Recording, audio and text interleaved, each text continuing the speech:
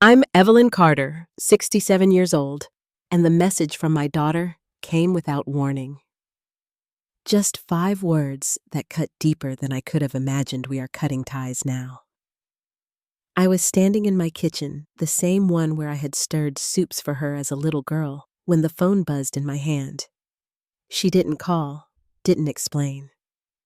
That night, I switched off the phone and set it face down on the counter. By morning, there were 77 missed calls blinking on the screen. But even before I saw them, I knew something in me had already stepped away.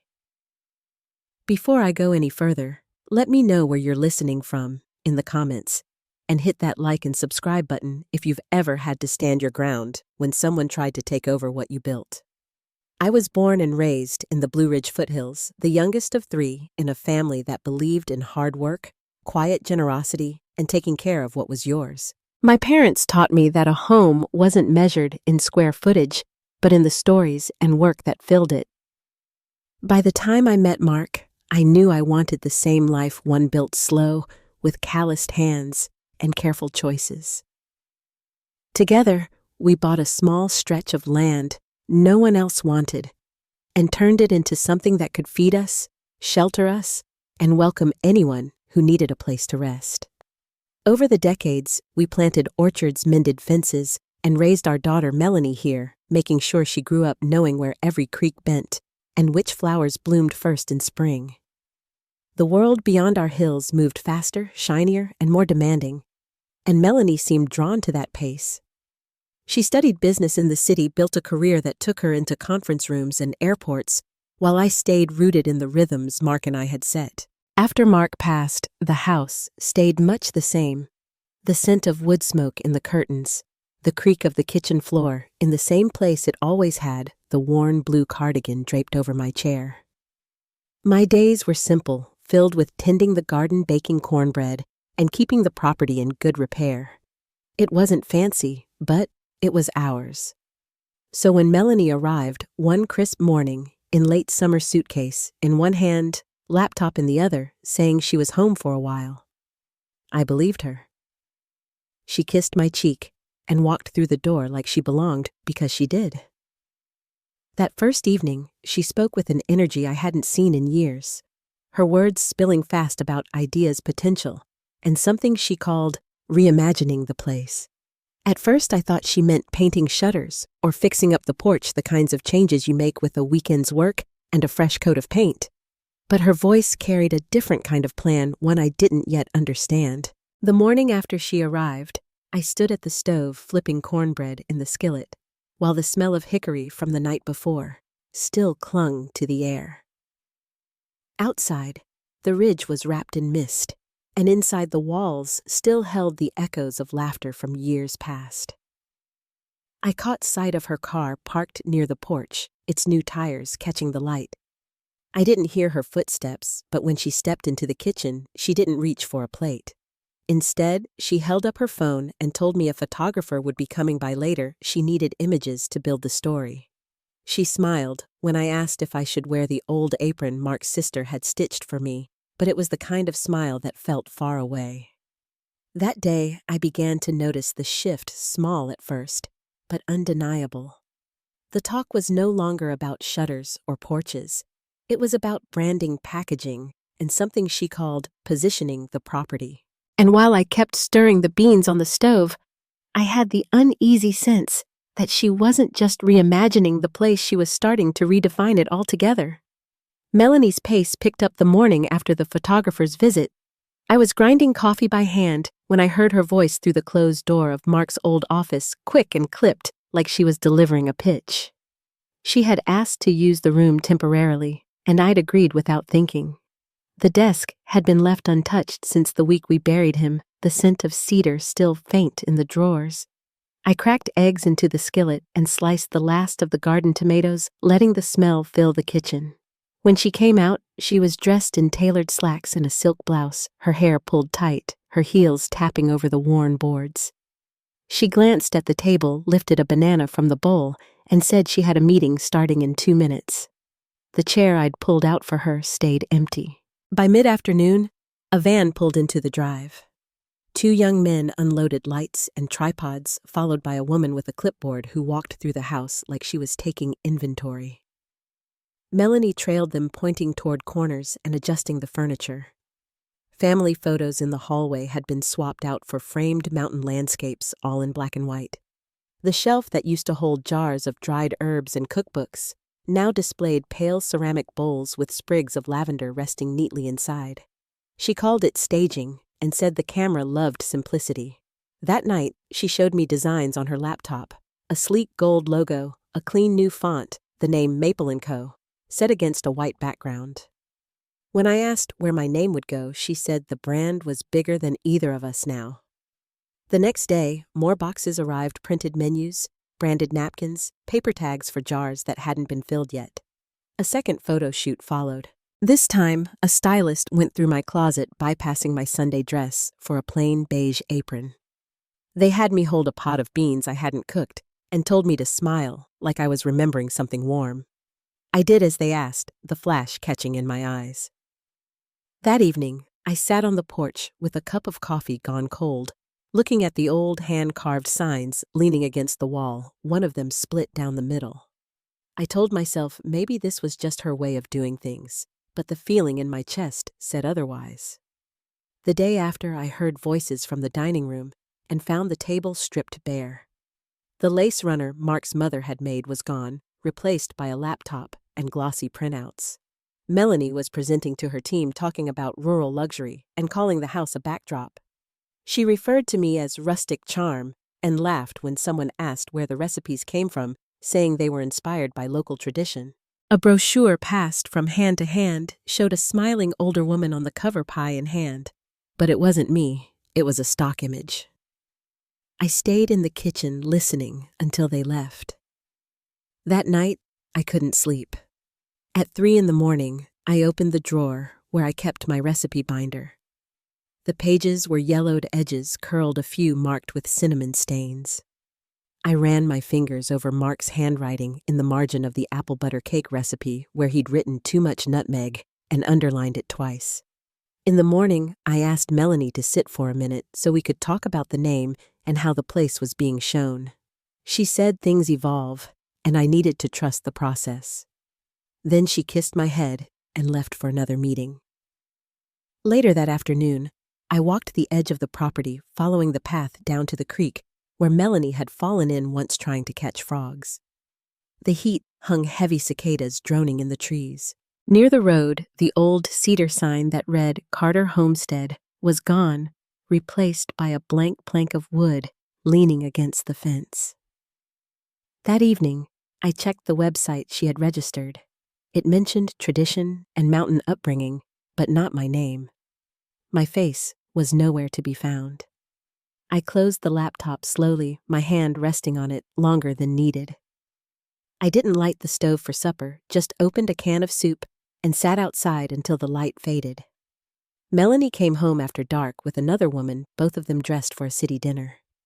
They walked to the garden, posing beside the tomato vines and bending toward the sunflowers, while the camera clicked over and over.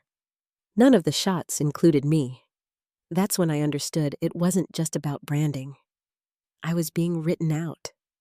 2 mornings later, I found a thick envelope in the mailbox addressed to Maple & Co. Inside were the registration papers for a limited liability corporation. Her name stood alone as the owner. Every inch of the property, the house, the land Mark had cleared, was listed as belonging to her. I set the envelope on the counter and stood there for a long time, running my fingertips along the edge. Later, she came in talking fast about investors and a lifestyle blog post that was bringing in attention. She didn't notice the papers. That night, the air in the house felt close. I opened the shed door and found Mark's fishing rod still hanging on its nail, his workbench just as he'd left it. I sat on the stool remembering the day he built the back porch, how we measured each beam ourselves, and how Melanie painted little sunflowers along the railing. The next morning, I began gathering what I would need: property deeds, tax receipts, the letter Mark left with our lawyer. I slid them into a folder and tucked it under my mattress. That evening, Melanie showed me a draft of the new menu. Avocado toast, lavender tea, vegan chili. I asked about the apple butter cake. She said it didn't fit the image anymore, called it old-fashioned. The next day, 2 representatives from a food company arrived. One kept pointing to corners and talking about light. The other typed notes into a tablet. They asked for Melanie by name, not me. I stayed in the pantry until they were gone. That night, I baked the apple butter cake anyway. The scent filled the kitchen, wrapping around the room like a memory. When she came in, she took a bite and said it was good, that it reminded her of something she couldn't quite name. Then she walked away. That was the moment I knew I'd have to draw my own line, even if she never saw it coming. The morning sun was still low when I stepped out to the mailbox.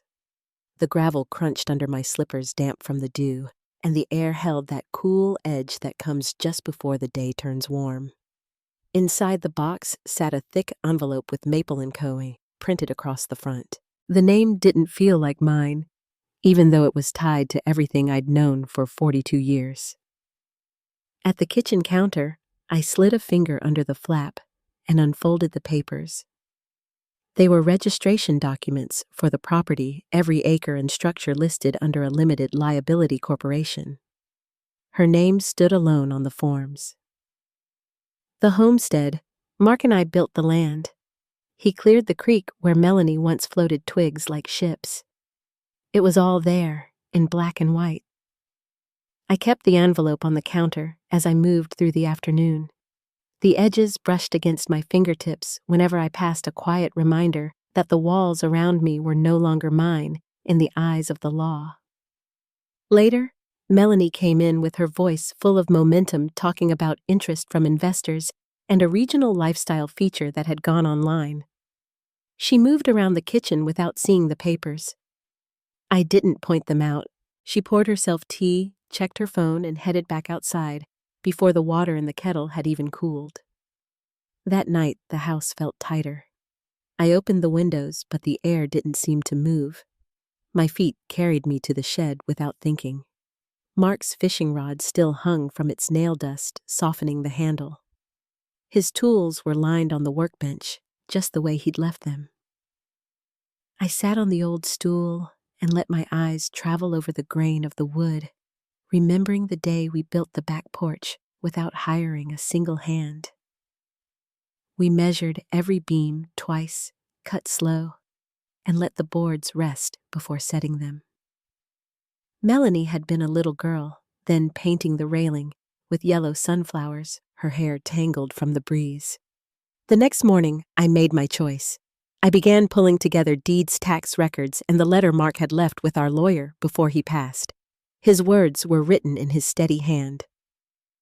"This place belongs to Evelyn until her last breath." I placed everything in a manila folder and slid it under my mattress. It wasn't about hiding. It was about keeping them where I could reach them when the time came. That evening, Melanie brought me a menu draft to review. Avocado toast, lavender tea, vegan chili, each item neat on the page with prices set in fine print. I asked if she'd forgotten the apple butter cake. She said it didn't fit the image anymore, called it too old-fashioned. The words stayed in the air between us as she patted my hand and told me not to take it personally. The following day, 2 men from a regional food company arrived. One wore polished boots that looked untouched by mud. The other carried a tablet tapping notes as he walked through the rooms. They asked about lighting, kitchen angles, and wall colors, never about the recipes or the woman who had cooked here for decades. They asked for Melanie by name. I stayed in the pantry until I heard the van leave. That evening, I set to baking the apple butter cake anyway. The scent of apple cinnamon and slow-baked sugar curled through the kitchen, settling into the air. When Melanie came in, she smiled like she'd stumbled on something from another time. She took one bite, said it was good, said it reminded her of something she couldn't quite place, then moved on to another call. I washed the forks, dried the counter, and stepped out onto the porch. The clouds were pulling in over the ridge, and the wind had begun to rise. The next morning, I woke before the first bird call and sat at the kitchen table with my tea. My hands were steady as I picked up the phone and dialed a number I hadn't used in years. Lois answered on the second ring. She had once run a small legal clinic 2 counties over, and her voice was the same direct, no fuss. I told her I needed to ask about land use inheritance rights and transfer protections. She didn't ask why, only said we could start that afternoon. We met at the library in Cedar Hill, choosing a table in the back near the genealogy shelves. Lois read through the documents I brought, nodding as she moved from page to page. She laid out 3 options, but the third made me stop. I could move the homestead and the garden into a protected trust, separate from the LLC, carving out a space no one could claim without my say-so. It wouldn't undo what Melanie had filed, but it would hold a boundary. That was all I needed. The paperwork took less than an hour. Signatures, notary stamps, a quiet click of the pen when it was done. On the drive back, the hills rolled out under the afternoon sun, the maples just starting to turn at their edges. When I pulled into the driveway, Melanie was on the back porch, with 2 couples, all of them holding mason jars of iced tea. She waved, calling out about how they were from Asheville and loved experience-based dining. I nodded from the steps and went inside. A little later, she came in flushed from the conversation and asked if I'd be willing to bake some of the old recipes again for display purposes. She said it would add authenticity. I told her I'd think about it. After she went upstairs for a call, I walked out to the clothesline alone. The sheets were warm from the sun, smelling of honeysuckle. Somewhere beyond the ridge, a tractor moved slow through the fields. That evening, I opened my journal for the first time in weeks. The words came steadily. I wrote about silence, the kind that replaces your voice before you notice it's gone, and about the line I'd drawn not to fight, but to remember. The next morning, I made myself a plate of pinto beans, skillet cornbread, and stewed okra. I ate on the back steps with the sun warming my face. Melanie passed by on her way to the car, her phone pressed to her ear. She didn't see the food. That night, the porch light burned out. I didn't replace it. Instead, I lit a single candle in the window, its glow just enough to reach the edge of the yard. 2 days after I placed the candle in the window, the phone rang just after sunrise. 6 missed calls flashed from Melanie's number by the time I reached it. I set the phone back down and went to the garden instead. The marigolds near the fence had begun to wilt at their base, and the basil was reaching for trimming. A sparrow landed on the fence post beside me, tilting its head as I worked. Inside, I found a note on the counter in her handwriting, "Running late. Can we talk tonight?" I folded it once and slid it into the drawer beside the matches. She came home earlier than usual that evening, standing near the doorway with her hands tucked into her sleeves. There was a stiffness to her shoulders I hadn't seen before. She asked if we could sit. At the table, she spoke about the blog post going viral and said a national television producer wanted to feature our mother-daughter legacy. She described me in the kitchen laughing, maybe wearing my old apron. I asked her why now. She looked down at her hands instead of answering. She said she wanted to build something lasting and thought I should be proud. I told her the house had always been lasting. Her jaw tightened for a moment. Then she asked why I had spoken to Lois. I told her plainly I had done it to protect what I could not from her, but for myself. She asked if I thought she was the enemy. I told her I thought she had forgotten what home means. She stood, said she needed air, and left the door to close softly behind her. The week that followed was quiet. She moved through the rooms like a guest, polite, brief, absent. On Thursday, a man in a blazer pulled into the driveway. He introduced himself as a media consultant and said he'd brought a team to scout for the shoot. I let him in and showed him the pantry, the spice rack, and the corner of the kitchen where I had once rocked Melanie to sleep. He stopped at a framed photo of Mark and me from our first summer here, suggested it might be used in the shoot if cropped. I turned it face down without a word. He didn't comment. That night, Melanie sat on the porch beside me. She asked if I was angry. I told her no, just tired. She said she wanted to make things right. I told her to stop turning me into a product.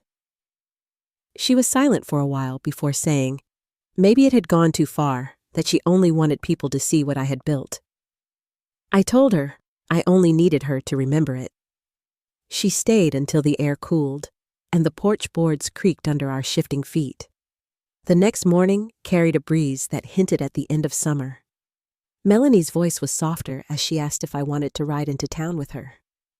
We drove mostly in silence, the road curving through maple groves and fields turning gold. At the general store, she spoke with the cashier about sourcing labels for jams while I wandered the aisles. In a small display of local goods, a faded photo caught my eye.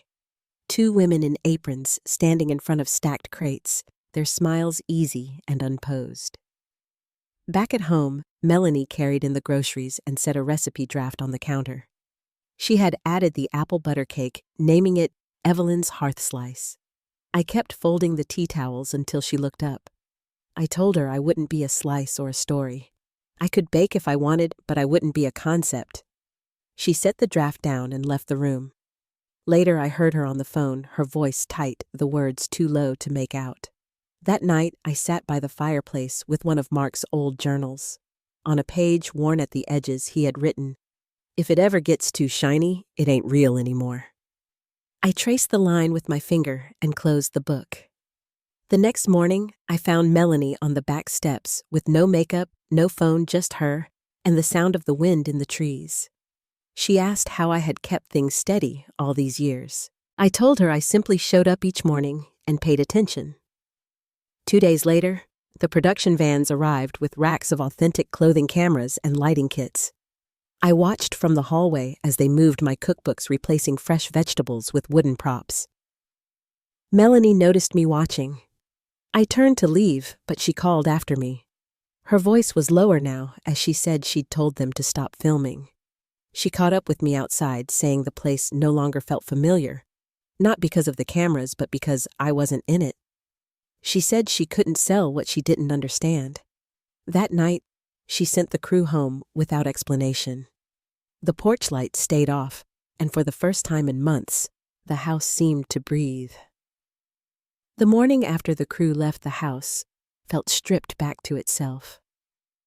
There were no light stands in the hallway or fabric draped over the chairs, just the hum of the refrigerator and the creak of the porch boards when I stepped outside.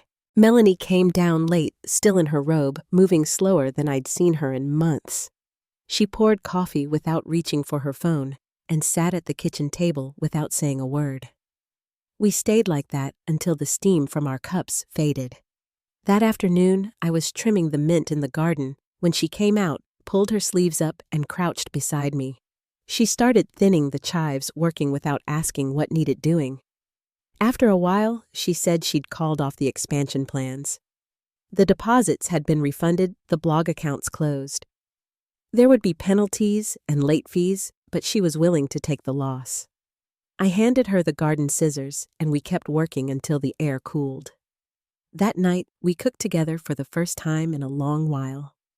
We pulled down her grandmother's cast-iron skillet, chipped at the handle, but still heavy in the hand. We fried green tomatoes, baked cornbread, and simmered a pot of Crowder peas. The smells drifted through the house, settling into the walls the way they used to. We ate on the back porch with candles-lit cicadas humming in the dark and the screen door shifting in its frame. A few mornings later, she asked if we could drive out to the north pasture. The gravel was rough, but the old truck still made it. We stopped where the field met the woods. The sky stretched wide overhead. She pointed toward the cabin at the tree line and said, "Maybe it was time to let the land rest. No tents, no tours, no brand. Just land." I told her I'd been letting it rest all along. Later that week, we sat at the dining table with the trust papers and the original deed. Melanie asked if we could revise them together, not to erase the boundary I'd made, but to make it clearer. She said she wanted to earn her place this time, not take it. We spent 3 evenings going through everything line by line. When we were done, I called Lois, and she agreed to draw up a joint agreement that would protect both of us while leaving room for a true partnership. On the final day, Melanie said she wanted to add something to the property plan.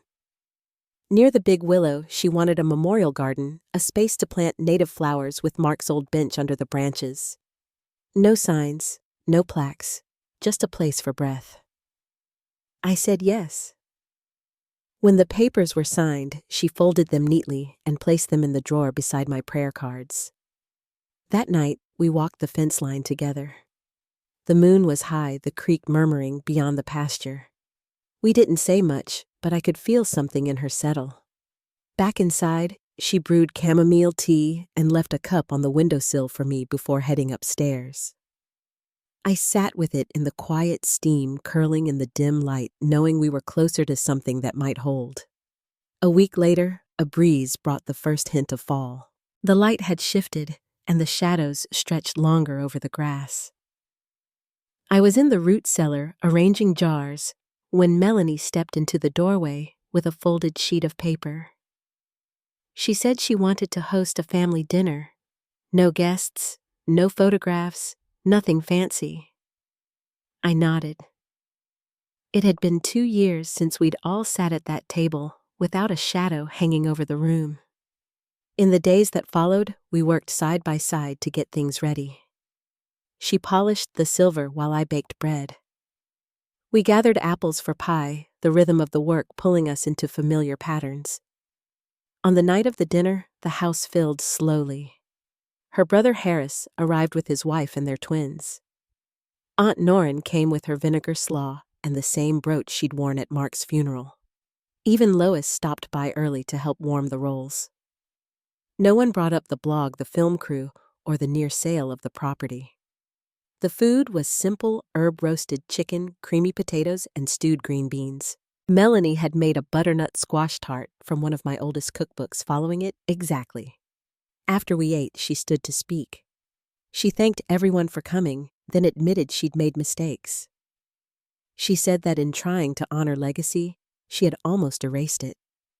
She looked directly at me when she added that she'd forgotten people are not projects, and homes are not ideas. She went on to say she would be stepping back from the business entirely. She had been offered a teaching fellowship at the local college, focusing on rural food systems, something slower, something rooted. The room was quiet, except for the creak of the floor as people shifted in their chairs. When the evening wound down and the last dish was dried, Melanie came to stand beside me at the sink. She said she didn't know if it would fix things. I told her I wasn't looking for fixes, just for her to arrive. That night, after the house went still, I walked out to the bare patch under the willow where the memorial garden would be. The moonlight laid pale stripes across the ground. I heard her footsteps approach, and she stood beside me without speaking. Then she handed me an envelope. Inside was a revised agreement making me sole trustee again and dissolving the LLC. She said she knew I could have forced it, but it mattered more to her to do it right. I folded the paper and slipped it into my apron pocket, the cool night air wrapping around us like a pause before the next season. The weeks after Melanie handed me the revised agreement felt quieter in a way I hadn't expected. Morning light came in softer, stretching across the floorboards while the coffee brewed. She often joined me on the porch, each of us holding a cup, the air filled with nothing more than the sound of the wind moving through the pasture. We didn't speak much about the dinner or the documents. Instead, she began showing up in small ways, sweeping the porch without being asked, folding laundry before I reached the basket, walking the fence line in her old boots.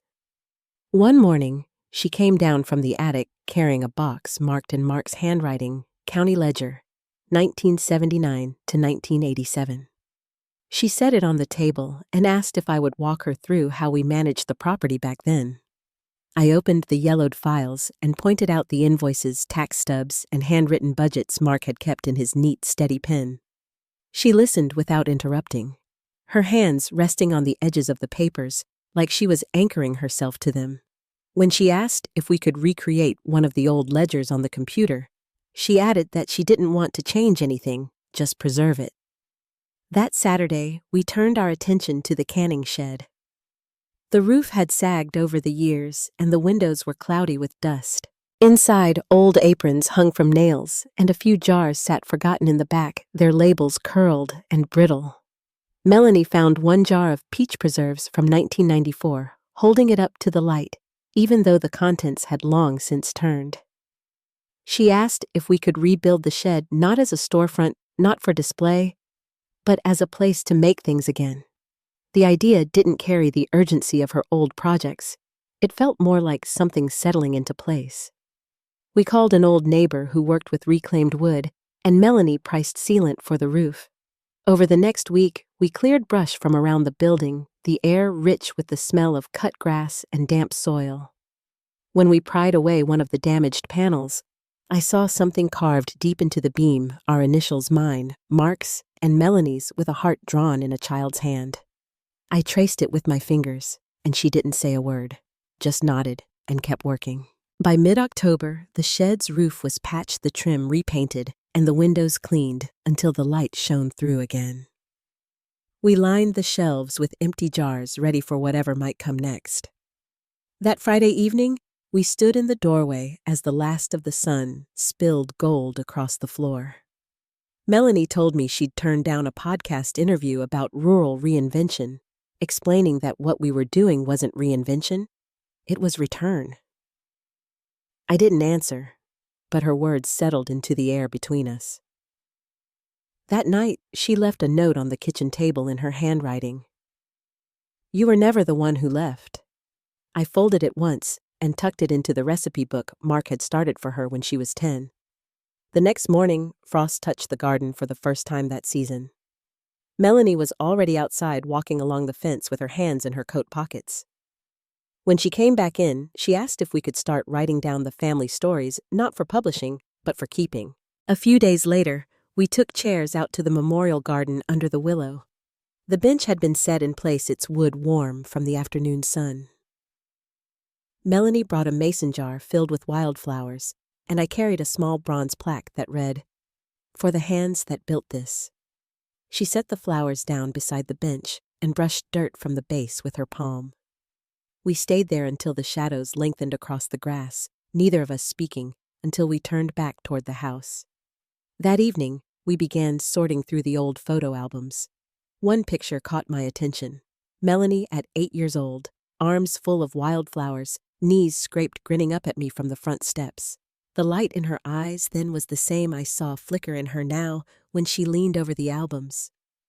We placed the photographs in a stack to scan later, and she suggested we keep a cabinet in the dining room for these pieces of our history. The first snow came early that year, falling in thick, steady flakes that covered the fields before dawn.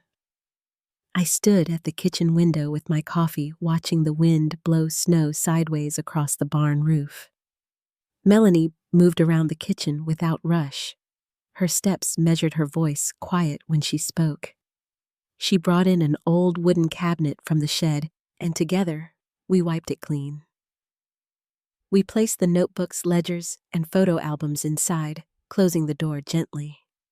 She had fixed a small brass label to the front. It read, simply, "Kept." That afternoon, I went out to the garden with my spade. The soil was cold under my hands, but I turned one row just to feel the weight of it. Melanie came out with 2 mugs of tea and sat on the bench watching without a word. When I stopped to stretch, she asked if she could finish the row. I handed her the spade, and she pressed it into the earth, lifting the soil the way Mark had once shown her, steady and sure. By the time we came inside, the fire was lit, and the kitchen smelled faintly of cornbread. Melanie reached into the pantry and pulled out a small box wrapped in brown paper. She said it wasn't much, just something she'd found at an antique store along the highway. Inside was a framed photograph of Mark and me in our younger days, still unsure of ourselves, but smiling like we already knew we were home. She said she thought the kitchen wall looked a little empty. I hung it above the pantry door, the glass catching the firelight. That night before heading upstairs, she asked if we could host a small gathering, just a few neighbors, some family real food, and quiet stories. I told her yes.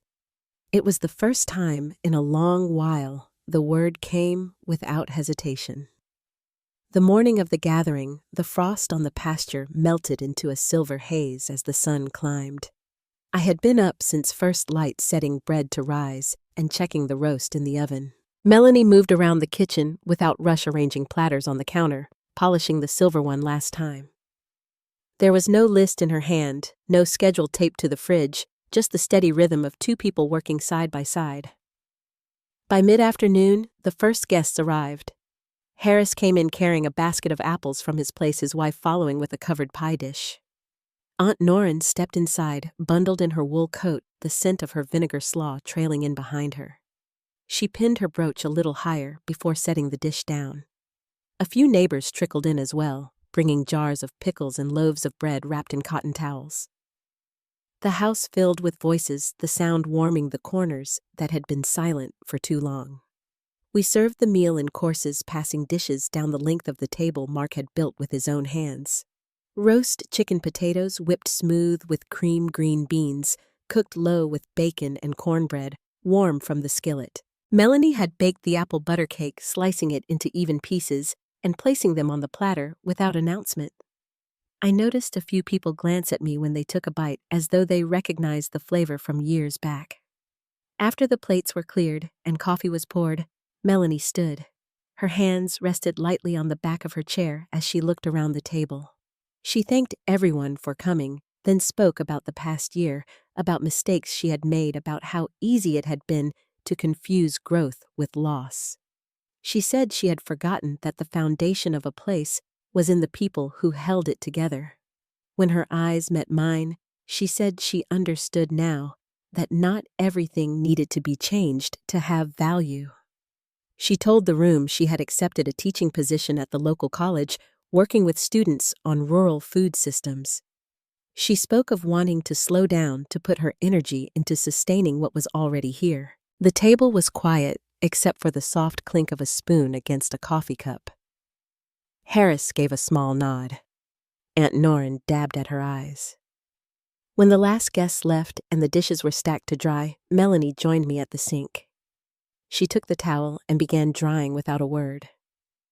After a while, she said she knew her choices had left marks that couldn't be wiped clean. I told her I wasn't looking for a way to erase the past, only for her to be present now. She nodded, her gaze fixed on the plate in her hands. Later that night, I walked out to the willow where the memorial garden would take shape. The ground was cool beneath my shoes, the air still. I heard her steps behind me before I saw her. She stood beside me, then reached into her coat pocket and pulled out a folded envelope. Inside was a final draft of the land agreement my name listed as sole trustee. She said the LLC was dissolved and every part of the property was back in my name. She added that she could have fought it, but she wanted to hand it over freely because it was the right thing to do. I folded the paper and slipped it into my apron pocket.